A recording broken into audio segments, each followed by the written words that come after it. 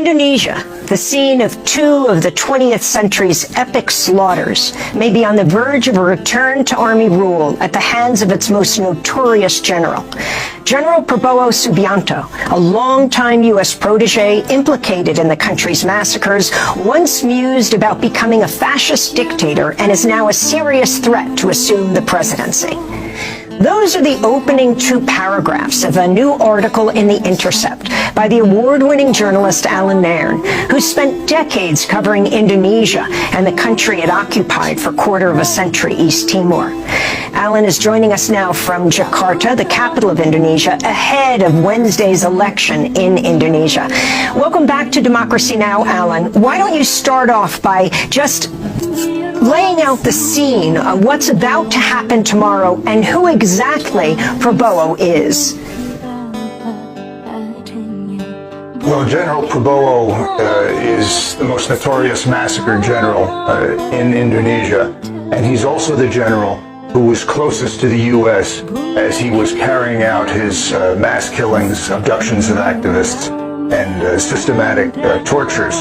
He was also the son-in-law of the former dictator of Indonesia, General Suharto. Prabowo described himself to me as the American's fair-haired boy. He mused about becoming a fascist dictator. He told me Indonesia is not ready for democracy, and he described in detail how he received training from the U.S. at Fort Benning and Fort Bragg, how when in 1998 Suharto was falling, and Prabowo was in the process of kidnapping activists, he was in regular consultation with the U.S. Defense Intelligence Agency. In fact, Prabowo told me that he reported to the U.S. DIA at least once a week. He also described how under a Pentagon program known as JSET, Joint Combined Exchange and Training, he, General Prabowo, brought fully armed troops into Indonesia on at least 41 occasions. And Pentagon documents back up Prabowo's account.